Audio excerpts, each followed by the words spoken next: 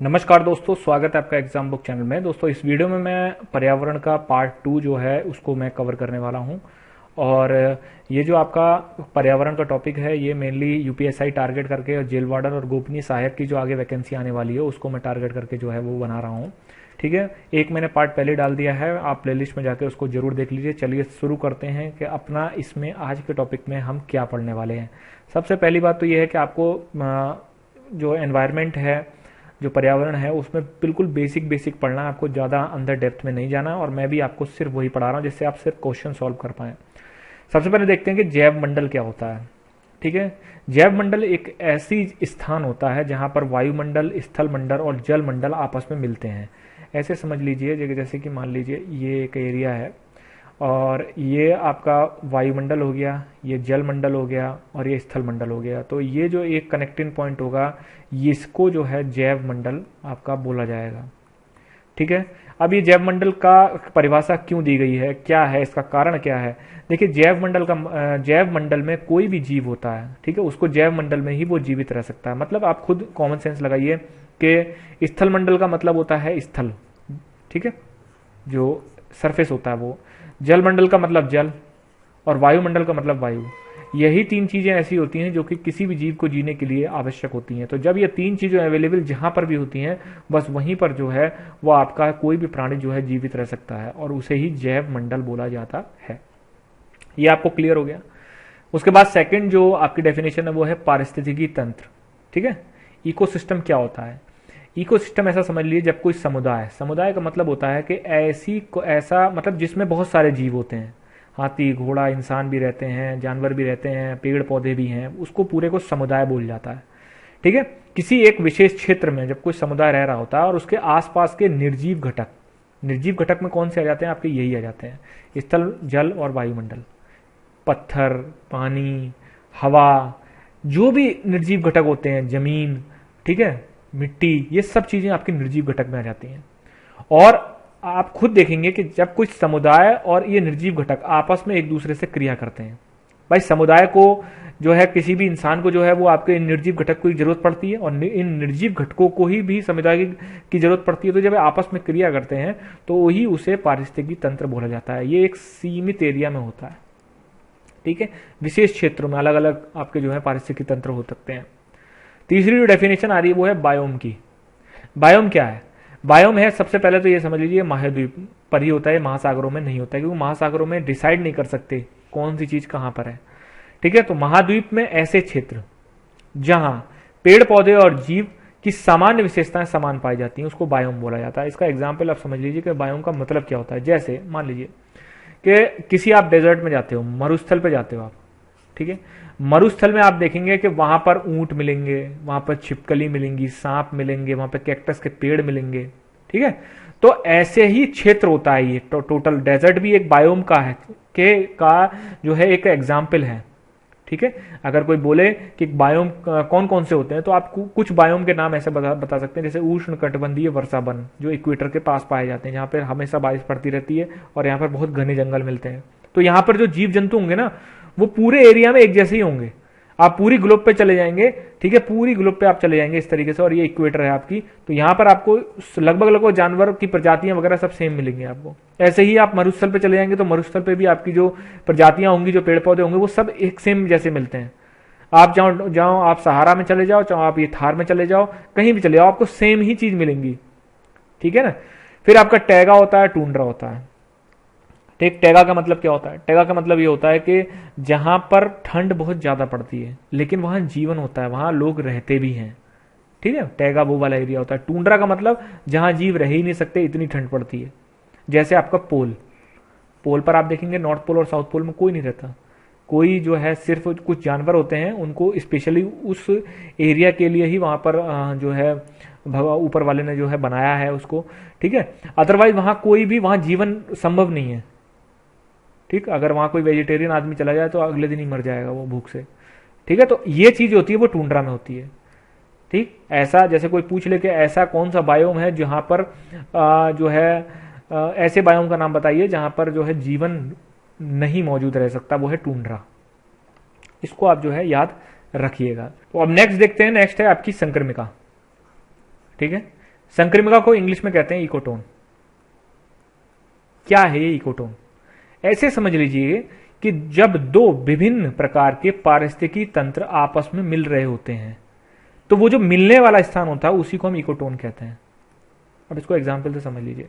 जैसे मान लीजिए एक घना जंगल है, ठीक है, एक घना बहुत जंगल है, और उसके बाद उस घने जंगल से आप बाहर आते हैं तो यहां पर आपको प्लेन मिलना शुरू हो जाता है। तो ये जो दोनों का जो कंजक्शन पॉइंट होगा ना, जहां मिल रहे होंगे, इसी को हम इकोटोन कहते हैं। ठीक है, जब दो अलग अलग पारिस्थितिकी तंत्र आपस में मिल रहे होते हैं तो उनके मिलने वाले स्थल को ही हम इकोटोन कहते हैं। फिर नेक्स्ट है आपका की स्टोन प्रजातियां किसे कहा जाता है? ठीक है, की स्टोन प्रजातियां आपको किसको कहा जाता है? तो की स्टोन प्रजातियां वो प्रजातियां होती हैं जो संख्या में तो कम होती हैं लेकिन पूरे तंत्र के लिए आवश्यक होती हैं। ऐसा समझ लीजिए कि मान लीजिए किसी जंगल में, ठीक है, कई सारे जीव जंतु रह रहे हैं, लेकिन उसमें से कुछ ऐसे जीव जंतु होंगे, कुछ ऐसे पेड़ पौधे होंगे जो कि अगर खत्म हो जाएं तो वो पूरा का पूरा जंगल में ही जो है आपका पूरी की पूरी सिस्टम गड़बड़ा जाएगा। क्योंकि आपने देखा होगा फूड चेन में, जब मैं आगे आपको पढ़ाऊंगा तो आपको देखा होगा एक जीव दूसरे जीव पर निर्भर करता है। ठीक है, मान लीजिए जैसे एक पक्षी है, जैसे मान लीजिए एक पक्षी है और वो पक्षी किसी स्पेशल पौधे फल को ही खाता है, एक पेड़ है उसका फल को ही खाता है। ठीक है, अगर ये पेड़ मिट जाए या फिर इस पेड़ को काट दिया जाए तो इस पक्षी को अपने आप ही ये खत्म हो जाएगा, क्योंकि ये पक्षी सिर्फ इस फल को खाता है। इस तरीके से समझ लीजिए। तो ये फल होगा, ये पेड़ जो होगा ये आपका होगा कीस्टोन प्रजाति, ऐसे समझ लीजिए इसको। ठीक है, फिर आगे बढ़ते हैं। संकेतक प्रजाति, मैं आपको इसलिए बता रहा हूं, बहुत ही सिंपल चीजें हैं ये, और अगर आप इसको 2-3 बार देख लेते हो तो आपके समझ में आ जाएंगी। दूसरा क्वेश्चन कभी कभी डायरेक्ट डाल देता है सीधे, क्योंकि इकोलॉजी में या फिर एनवायरमेंट में, पर्यावरण में, किसी भी पर्यावरण और आपका जो इकोनॉमिक्स से अर्थव्यवस्था, उससे सीधे सीधे क्वेश्चन पूछे जाते हैं, क्योंकि वो बहुत ज्यादा टिपिकल टॉपिक माने जाते हैं अपने आप में। जैसे संकेतक प्रजाति किसको कहा जाता है? किसी एक पौधे या जंतु की प्रजाति जो पर्यावरण परिवर्तन के लिए बहुत संवेदनशील होती है। ठीक है, इसका क्या मतलब है? इसका मतलब यह है कि जैसे मान लीजिए कोई आपका कोई मछली है, ठीक है, कोई स्पेशल मछली है जो एक स्पेशल एरिया में पाई जाती है, समुद्र में एक स्पेशल जगह है, स्पेशल क्षेत्र है, वहां पर पाई जाती है। जैसे मान लीजिए इंडियन ओशियन में एक मछली पाई जाती है। इंडियन ओशियन में भी जो आपका बे ऑफ बंगाल है, बे ऑफ बंगाल, यहां पर एक मछली पाई जाती है। अब अचानक क्या होता है, साइंटिस्ट ये देखते हैं कि वो मछली धीरे धीरे गायब हो रही है। ठीक, अब वो भाई ऐसा तो समझ में नहीं आएगा गायब क्यों हो रही है, मछुआरे ज्यादा उसका मतलब उसका शिकार कर रहे हैं या फिर क्या हो रहा है, ऐसे हो रहा है। तो फिर वो जब लगाते हैं तो वो इसीलिए वो ये देखते हैं कि इसका मतलब ये है कि समुद्र में या तो प्रदूषण ज्यादा हो रहा है इस वजह से, या फिर आपका जो है समुद्र का पानी गर्म ज्यादा हो रहा है। ये दो कारण हो सकते हैं। तो क्या हुआ, ये मछली जो है इंडिकेटर मछली है। इस इंडिकेटर मछली से साइंटिस्ट को यह पता चल जाता है या तो प्रदूषण ज्यादा है या गर्म ज्यादा हो रहा है समुद्र का पानी, इस वजह से ये मछली जो है गायब हो रही है। ठीक है, इसीलिए इसको संकेतक प्रजाति बोला जाता है। फिर आपका है पारिस्थितिकी। पारिस्थितिकी का मतलब होता है इकोसिस्टम। पारिस्थितिकी इकोलॉजी। इकोलॉजी इकोलॉजी की अवधारणा किसने दी? अर्नेस्ट हैकेल ने। इकोलॉजी का मतलब क्या होता है? जब ये जीव जंतु और ये जो निर्जीव चीजें होती हैं जब आपस में एक दूसरे से क्रिया करती हैं, उसकी स्टडी जहां होती है, उसको जो उसकी स्टडी होती है वही जो है आपका इकोलॉजी कहलाती है। तो अर्नेस्ट हैकेल जो है वो आपके, उन्होंने ये सबसे पहले अवधारणा दी थी। ये कई बार क्वेश्चन रिपीट हो चुका है। फिर आपका पारिस्थितिकी तंत्र मतलब इकोसिस्टम। इकोसिस्टम की अवधारणा सबसे पहले किसने दी? तो वो थे एनजी टांसेल। ठीक, मैं आपको सिर्फ लिमिटेड पढ़ा रहा हूं, इसीलिए मैं बार बार आपसे कहता हूं कि इसको पढ़ते रहिए। जो बच्चे इसको पढ़ के या फिर जो बच्चे इसको नॉर्मल एक तरीके से वो ये समझते हैं कि जब तक इस टॉपिक पे 1.5 घंटे की क्लास नहीं होगी तब तक ये मजा नहीं आएगा इसमें, तो वो सिर्फ 1.5 घंटे की क्लास लेते रहें, कोई फायदा नहीं होने वाला उससे, क्योंकि उसमें 1.5 घंटे में मुश्किल से 15 मिनट का आपका मटेरियल होता है। जिस दिन आपको ये बात समझ में आ जाएगी उस दिन आपको सब समझ में आ जाएगा। फिर थोड़ा सा देख लेते हैं आपका जो है जो ये इकोसिस्टम जो होता है। देखिए कोई भी परितंत्र, इकोसिस्टम जो होता है, जो मैं आपको इतनी देर से इकोसिस्टम कह रहा हूं, वो होता क्या है और काम कैसे करता है। ठीक है, इसको थोड़ा समझते हैं। जैसे मान लीजिए ये सूर्य है और ये वायु है, ठीक है, और ये प्रथम उत्पादक है।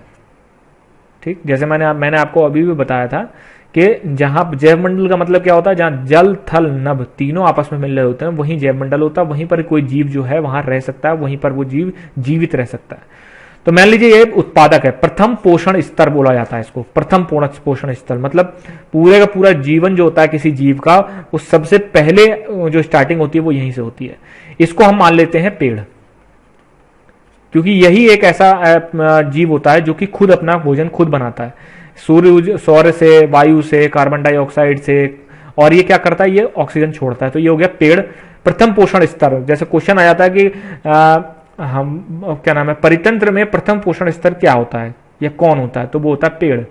ठीक है, तो भाई फिर उसके बाद क्या हुआ, उसके बाद सीधे चले, इस पेड़ को किसी ने खाया, पेड़ के फलों को, आपके पौधों को, इन सबको किसी ने खाया, ये तो हो गए भाई वेजिटेरियन लोग, जो सिर्फ और सिर्फ प्रथम पोषण स्तर पर ही डिपेंडेंट रहते हैं। फिर उसके बाद इन जैसे मान लीजिए खरगोश है, खरगोश का मैं एग्जाम्पल ले रहा हूं, खरगोश आपका प्राथमिक उपभोक्ता है। क्वेश्चन एक एक लाइन में क्वेश्चन है इसके, परितंत्र में प्राथमिक उपभोक्ता किसको कहा जाता है, तो वो कहा जाता है आपको क्या नाम है, जो उसमें वो किसी ना किसी जानवर के नाम दे देगा और उसमें आपसे सीधा क्वेश्चन पूछ लेगा। तो आप याद रखना, जो प्योर वेजिटेरियन है वही जो है प्रथम उपभोक्ता हो जाएगा, प्राथमिक उपभोक्ता। उसके बाद इस खरगोश को जब कोई खाएगा तो वो हो जाएगा द्वितीय उपभोक्ता। ठीक है, इस खरगोश को जब कोई खाएगा तब हो जाएगा द्वितीय उपभोक्ता, और फिर इस द्वितीय उपभोक्ता को भी जो खा लेगा वो हो जाएगा आपका तृतीय उपभोक्ता। ठीक है, इसमें आपके शेर वगैरह आते हैं, शेर, चीता, ठीक है, ऐसे ऐसे आ सकते हैं। द्वितीय उपभोक्ता में आपका शेर, चीता भी आ सकते हैं, या इंसान। ठीक है, सबसे पहली बात है मैन, इसको रख सकते हैं आप। उसके बाद भाई इन सबको जो खा लेता है, वेजिटेरियन और नॉन वेजिटेरियन जो होते हैं वो होते हैं सर्वहारी या सर्वोच्च उपभोक्ता, सब कुछ खा लेते हैं वो। ठीक, और इन सबको जब ये मरते हैं, जैसे पेड़ खत्म हुआ या फिर खरगोश मर गया अपने आप, या फिर आदमी खत्म हो गया या फिर शेर खत्म हो गया, तो आपने देखा होगा ये अपने आप ही डिकम्पोज होने शुरू हो जाते हैं, धीरे धीरे धीरे धीरे इनको ये गल जाते हैं, जिसको हिंदी में बोलते हैं। वो किसकी वजह से गलते हैं, वो होते हैं अपघटक। ठीक है, जिसमें आपके बैक्टीरिया और फंगी और भी कई सारे आते हैं। समझ में आ गया? तो ये आपकी टोटल तरीके से, इस तरीके से जो है इकोसिस्टम काम करता है, और इसके एक एक लाइन में क्वेश्चन है। मैं आपसे बार बार एक चीज कहता रहता हूं, जो मैं पढ़ाऊं उसको बस एक बार ध्यान से समझ लो, पढ़ लो, आपका बहुत काम आएगा। आपकी जीएस में से कोई भी क्वेश्चन जो है, कोशिश पूरी करी जा रही है कि कोई भी क्वेश्चन बाहर ना जाए, इसीलिए मैं सब कुछ आपको जो है बता रहा हूं, लेकिन मैं बहुत लिमिटेड मैनर में बताता हूं, उतना ही बताता हूं जितना आपको जरूरत है। नहीं तो यही जो है लेक्चर में 1.5 घंटे तक चला सकता था। ठीक, और आप में से बहुत सारे बच्चे जो है इसमें जो है इंटरेस्ट भी आता, मजा भी लेते, लेकिन कोई फायदा नहीं होता उसका, क्योंकि एंड में जाके आपको कुछ मिलना नहीं था, और आप जो है कल को एग्जाम देने के बाद जो है मुझे ही आप उल्टा सीधा बोलते। इसीलिए मैं चाहता हूं कि लिमिटेड चीजें बच्चा पढ़े, और वो एग्जाम में सिर्फ उतना ही पढ़े जितना, क्योंकि बहुत सारा सिलेबस है। हिस्ट्री आपका जीएस में, हिस्ट्री, ज्योग्राफी, पता नहीं क्या क्या पढ़ना है, उसके बाद मैथ भी पढ़ना है, रीजनिंग भी पढ़नी है, संविधान भी पढ़ना है, मूल विधि भी पढ़नी है, ठीक है, हिंदी भी पढ़नी है, बहुत सारा सिलेबस है देखा जाए तो अगर आपको क्लास अच्छी लगी हो तो इसको लाइक, शेयर, सब्सक्राइब जरूर करिए। टेलीग्राम ग्रुप से जो है जरूर जुड़ जाइए। टेलीग्राम ग्रुप जो है वो डिस्क्रिप्शन में लिंक दे रखा है उसका, और प्लेलिस्ट में जाके आप संविधान की आप वीडियो जरूर देखिए, बहुत ही ज़्यादा अच्छी वीडियोज़ हैं वो, लिमिटेड मटेरियल है, डेप्थ में आपको चीज़ें पढ़ाई गई हैं, ज़्यादा उसमें कोई भी बकवास नहीं करी गई है। तो ये सारी चीज़ें जो हैं आप जाके देख सकते हैं। और आपका ज्योग्राफी, हिस्ट्री वगैरह सबकी क्लास में धीरे धीरे करके बना रहा हूँ। आपको टाइमली नवंबर तक आपको सारा सिलेबस आपका कंप्लीट कर दिया जाएगा, और आपका एग्ज़ाम जो है लगभग आपका जनवरी या फरवरी तक आपका एग्ज़ाम हो जाएगा। थैंक यू दोस्तों।